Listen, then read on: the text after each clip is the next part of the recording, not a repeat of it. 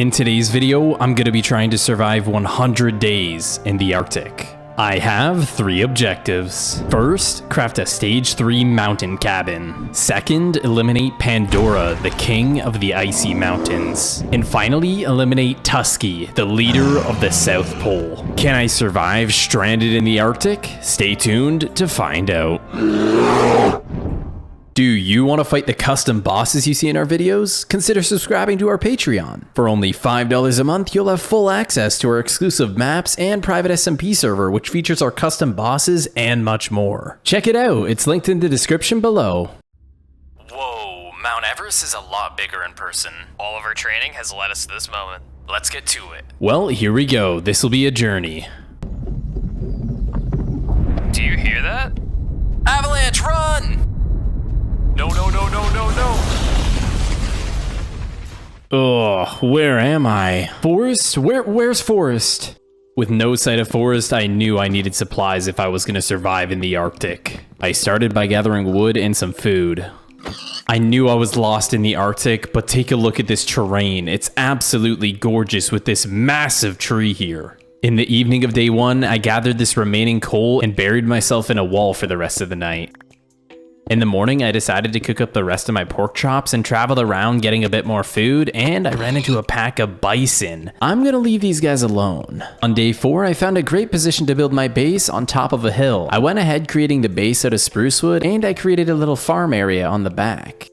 I then decided to make a big watchtower on top of one of these massive trees. You can see quite a lot from up here. Hopefully I don't fall down. For the next 3 days, I traveled around and searched for a cave. I definitely needed some armor if I was going to survive in the Arctic. I ended up finding a little cave and mined some of the coal, decided to create some torches, and headed right into this dark, mysterious cave. I started out by mining some iron and got a little bit more coal. Once smelting down the iron, I made a chestplate and an axe. Then I heard something.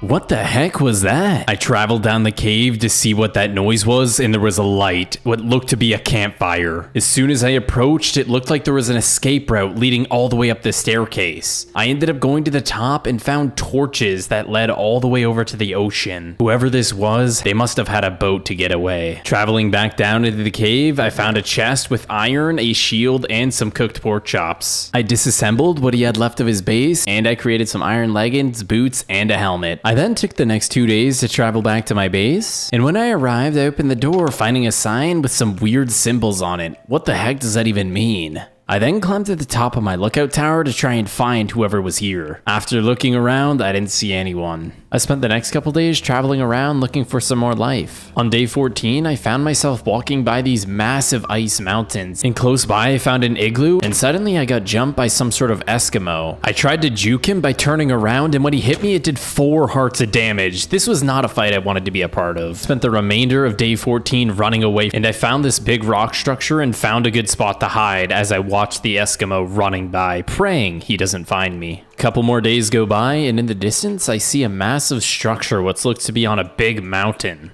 Why is this mountain filled with netherrack and nether brick? What's going on? Once I got to the top, it all made sense. It was some sort of massive nether volcano. What was this doing in the overworld? Before heading into the cabin, I had to eliminate this blaze. Once entering the cabin, I eliminated one more blaze and then harvested all the materials from the interior. For the remainder of the night, I eliminated the magma cubes and blazes. And while I was traveling back to my base, I had to walk past the Eskimo, and I saw him in the distance fishing. So I did what anyone would do. I went under the water as he walked by me. I waited for him to walk into his house, and then I surfaced and ran right by him. That was a little bit sketchy. And on day 22, I finally returned to my base and deposited the rest of my loot. My next objective was to gather the essential supplies that I'm gonna need to craft a stage 1 igloo. I combined snowballs to make snow blocks, and afterwards it creates packed snow. And then I put the packed snow in a circular shape with a torch, and it creates a level 1 ice hut. As you can see, I threw out the ice hut and it started building and formed my stage 1 ice hut. As you can see, it's a pretty cute little base, and it even has some sugarcane on the side. I continued for the next couple of days, gathering all of my supplies and moving them all the way to my ice hut. After moving all of my stuff, for the rest of the day, I created a farm. I needed a consistent food source. As you can see, I finished it up and even added some sugarcane at the front. I went out exploring for the next few days and I found a pack of mammoths. It looked like they were just jumping around in the water until one of them randomly died. As I was watching from the distance, a mammoth charged at me, so I got the heck out of there. On day 31, I was roaming around and I saw this wall and it looked very unusual. It was just a big layer of cobblestone, and when I walked up to it, it was an entrance. As soon as I entered, I got approached by polar bears and they immediately started jumping on me. Holding up my shield prevented me from taking a lot of damage, and I was able to eliminate one of the polar bears, and with just another hit, I killed the other one. It seems like these polar bears tend to hibernate in caves. We should be more careful when entering caves from this point on. Anyways, I secured the rest of the area and it looked like this place had been abandoned. For the next few days, I traveled all the way back to my base, arriving on day 36. I dedicated the next 5 days to caving, and I was walking by all these crazy looking trees. I made my way to the depths of the cave and started mining as many diamonds as I could possibly find. Over the course of the 5 days, I found 20 diamonds, and it took me 3 days to return back to base. I crafted a diamond helmet, leggings, pickaxe, and axe. For the next couple of days, I gathered all essential supplies needed for crafting our stage 2 ice house. I used iron ingots and a crafting table to make a giant crafting table. I then combined packed snow with water buckets to make packed ice, and then I crafted up the stage 2 ice house.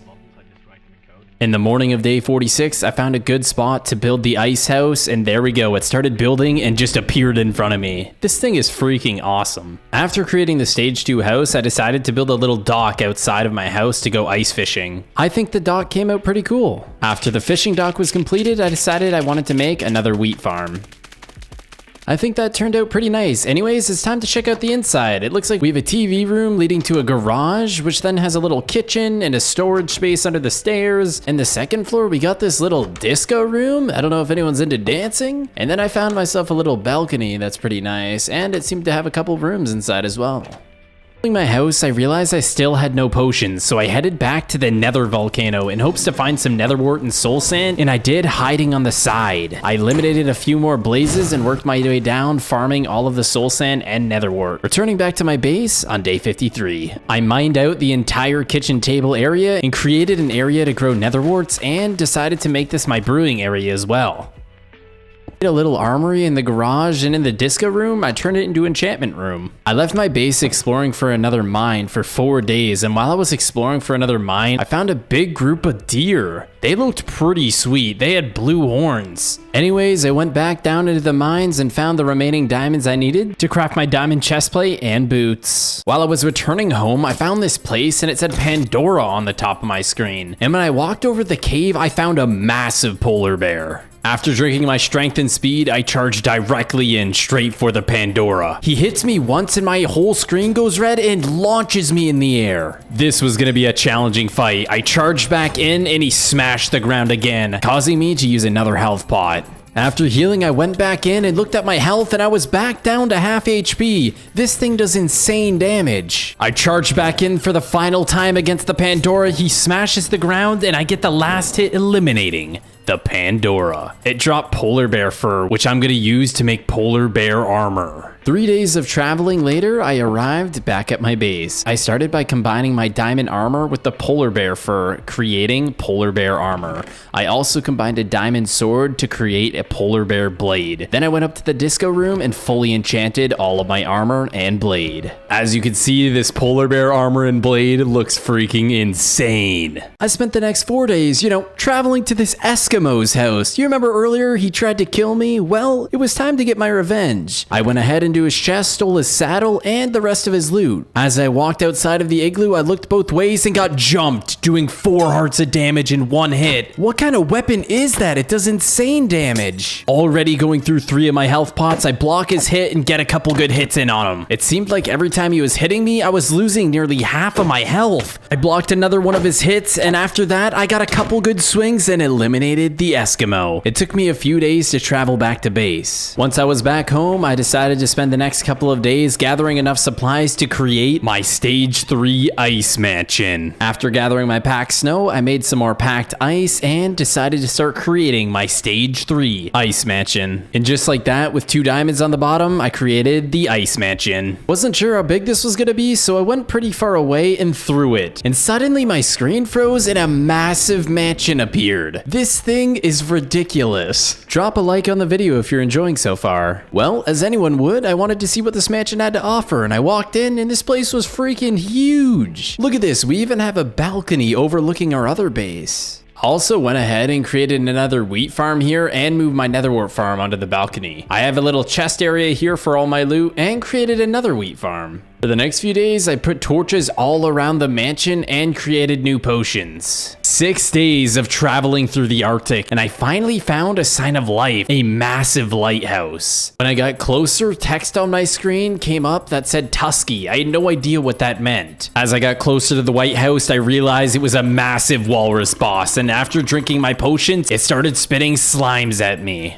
I also just realized that there's a penguin on top of the walrus's head. I charged directly at Tusky and it launched out even more slimes, and then I managed to get a couple hits on him and he knocked me way back. Not only did this boss do a lot of damage, but it kept launching slimes at me and slowing me in the corners. I saw an opportunity and I took it. I got 5 big damage hits on him. As I was blocking my shield, it knocked me back in the wall, knocking me all the way down to half HP. I tried splashing a potion, but it missed. And he knocked me against the wall again, and I got stuck in the corner while being surrounded by slimes. I managed to wiggle my way out of the room with 1 health potion left. I ate food to regenerate and ran back in. As I tried to get a few more hits, he knocked me in the air, making me use my final health potion. While I was eating, he knocked me way back into the water. As I was regenning, I ran back in and he launched me into the ocean. I looped around to the front of the lighthouse to catch Tusky and the penguin off guard, and just like that, we were able to eliminate Tusky and the little penguin dude. 1 like equals 1 prayer for that little penguin dude. Also, look at all these freaking slimes it spawned. I went into the back of the room and found a chest with a penguin's bane. This must have been the penguin sword. I spent the next 4 days returning back to my base and headed into the disco room to enchant the penguin's bane. Now that I'm all geared up and healthy, I headed back to Mount Everest and decided to climb. I see why they call it Mount Everest. This thing literally takes forever to climb up. And finally, after days of climbing, I could see my campfire way down at the bottom. It seems that I have reached the peak of Mount Everest. Painful? I'm glad you survived. Yeah, that avalanche came out of nowhere. Now that we both made it to the peak, let's go home while we're still alive. Make sure you go check out Forrest's video linked in the description. We both had different objectives and fought different bosses. Thanks for watching and take care.